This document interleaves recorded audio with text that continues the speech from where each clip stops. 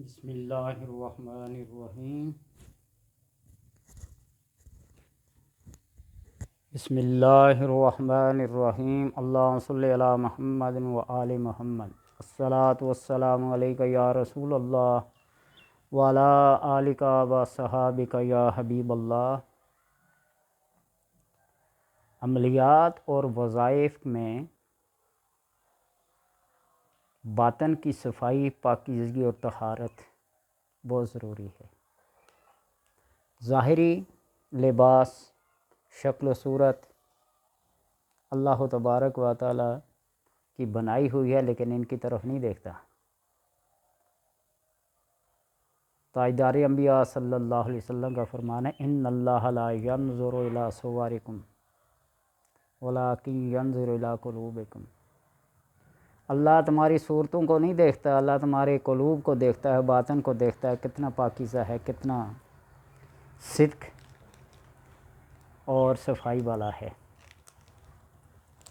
یہ بات میں اس لیے کہہ رہا ہوں، یوٹیوب کے اوپر وظائف و عملیات کی بھرمار ہے، اور کمنٹس کرنے والے، میسج کرنے والے، رابطہ کرنے والے بھی اللہ کے بندے ہیں، لیکن جو لوگ ان چیزوں کو نہیں مانتے،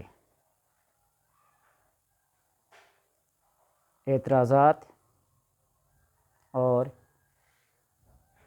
باتیں ایسی کرتے ہیں کہ ان جیسا پکا توحیدی کائنات میں پیدا ہی نہیں ہوا۔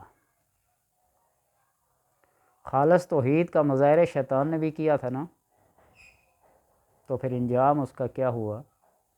ہمارے کچھ ذرائع، کچھ اسباب ہوتے ہیں، کوئی وسائل ہوتے ہیں، کسی کے وسیلے سے، کسی کے ذریعے سے کچھ اسباب ہوتے ہیں جو معلق ہوتے ہیں، اس ذریعے اور سبب سے اللہ تبارک و تعالیٰ ان کو پورا کرتا ہے۔ تو اس لیے کسی کا واسطہ دے کر، کسی کا وسیلہ دے کر، کسی سے کچھ مانگا جائے، کسی سے کوئی مدد حاصل کی جائے، تو اس میں کوئی حرج بھی نہیں ہے۔ لوگ کہتے ہیں کہ کیا حرامی پنے کی باتیں لوگوں کو بتاتے ہو؟ بھائی، ناپنے سے پہلے، تولنے سے پہلے سوچ لیں کہ میری اس بات سے کسی کی دل آزاری ہوگی، یا اس کی عزت نفس مجروح ہوگی، یا جواباً اگر مجھے کوئی پتھر ہی مار دے تو اس کا انجام کیا ہوگا۔ قطع نظر اس چیز کے ہم نے یہ کبھی سوچا نہیں ہے، لیکن عملیات اور وظائف کے دوران میں جس بندے کا کام نہیں ہوتا تو وہ اپنے باطن کی طرف نظر کرے۔ میرے وضو میں، میری نیت میں، میرے اخلاص میں کوئی ایسی بات تو نہیں ہے جس کی وجہ سے میرے وظیفے کے اندر یا میرے عمل کے اندر تاثیر نہیں پیدا ہو رہی۔ تو بہرحال آج کا جو وظیفہ ہے، اس کو آپ اگر اپنا لیں، اس عمل کو کر لیں، تو آنے والے واقعات کا علم آپ کو پہلے سے ہو جائے۔ ایسی ارواح سے آپ کی ملاقات ہوگی، اپنے عزیز و اقارب سے لے کر بڑے بڑے بزرگان، مشائخ، اولیاء اکرام سے ملاقات ہوگی، جو آپ کو آنے والے واقعات سے اور آپ کے ما فی الضمیر سے آگاہ کریں گے۔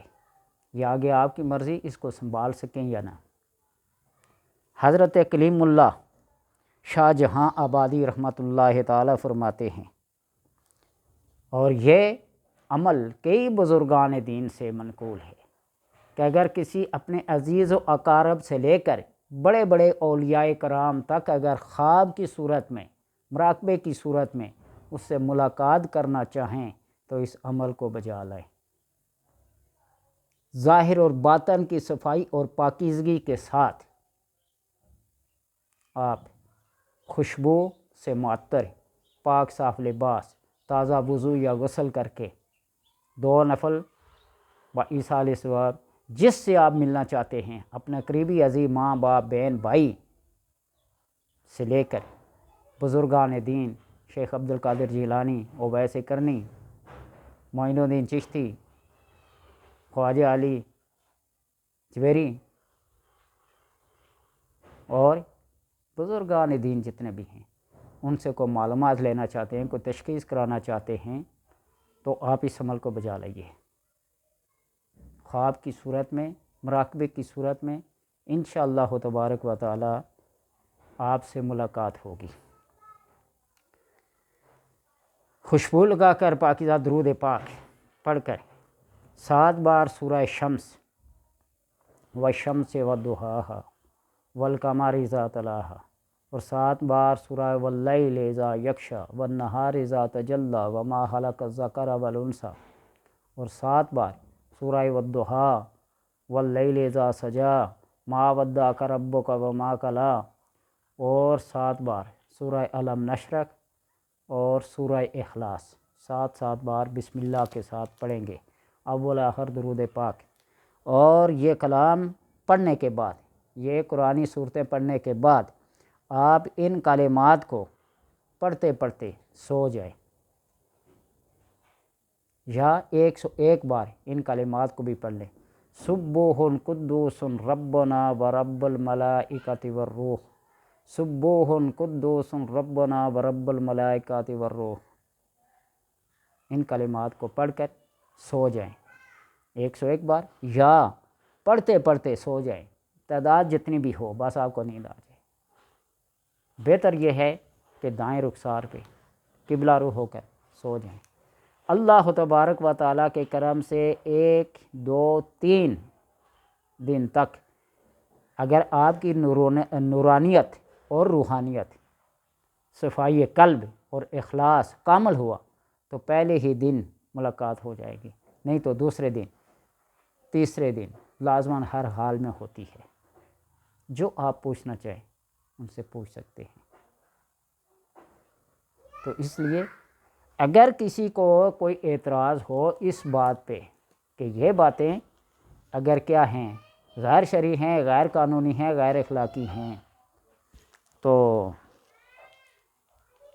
قد یحتاج الی العلاج، علاج کی ضرورت ہے، دماغ کی، قلب کی، اصلاح کی۔ تو بے شمار عملیات ہیں،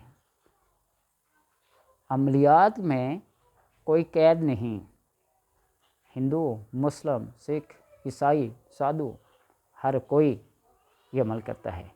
چلہ 40 دن کے نبی اکرم صلی اللہ علیہ وسلم سے لے کر کیا حضرت موسیٰ علیہ السلام، نبی 40 لیلہ 40 راتیں کوئی طور پہ گزاری، آپ صلی اللہ علیہ وسلم نے 40 دن رات غار حرا میں، بزرگان دین نے، خواجہ معین الدین چشتی اجمیری نے داتا علی اجمیری کے قدموں میں چلہ کیا، خواجہ غوث محمد گوالیاری نے قلعہ گوالیار میں 11 سال یا 13 سال چلہ کیا۔ کیا کہیں گے آپ؟ یہ حرامی پنے کی باتیں ہیں، غیر اخلاقی ہیں، غیر شرعی ہیں۔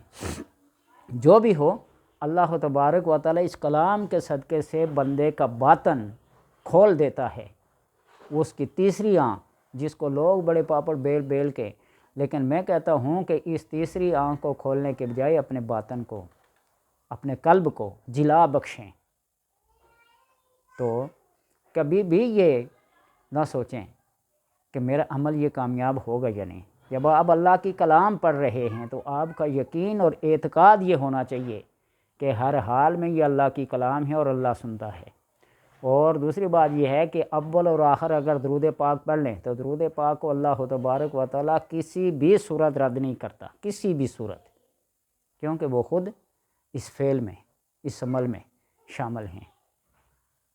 ان اللہ و ملائکتہ یصلون علی النبی، بے شک اللہ اور اس کے فرشتے درود اور سلام پڑھتے ہیں نبی پر۔ یا ایھا الذین آمنوا صلوا علیہ وسلموا تسلیما۔ تو اس لیے اول بھی پڑھیں، آخر بھی پڑھیں۔ اول اور آخر درود پاک کسی صورت میں رد نہیں ہوگا، اور جو درمیان میں کلام پڑھی جائے گی اس کو بھی خدا تعالیٰ کسی صورت رد نہیں کرتا۔ تو اس عمل کو اپنائیں، اپنے باطن کو جلا بخشیں۔ ایک عمل ایسا بتاؤں گا آپ کو جو 14 طبق انسان کے روشن کر دیتا ہے، اگر اس عمل کو کر لے بندہ، تو ہے مشکل، لیکن اگر اس کو کر لے، یہ وہ باتیں میں بتا رہا ہوں جو میرے تجربات میں گزری ہیں۔ ضروری نہیں ہے کہ ہر ایک کا تجربہ کامیاب ہو، ناکام ہو جاتے ہیں، فیل ہو جاتے ہیں، مایوسی طاری ہو جاتی ہے، چھوڑ دیتے ہیں عمل کو، کوئی چیز انہیں ذرا سا بھی مل جائے تو ڈکار مارنا شروع کر دیتے ہیں۔ تو اس لیے سنبھل کر، صبر کے ساتھ، راز کے ساتھ ان چیزوں کو اپنائیں۔ کائنات ایک کھلی کتاب کی طرح آپ کے سامنے ہے۔ اللہ تبارک و تعالی ہر انسان کو اپنی سوچ، نیت اور اخلاص کو خالص کرنے اور خالص ہونے کی اللہ تبارک و تعالی توفیق عطا فرمائے۔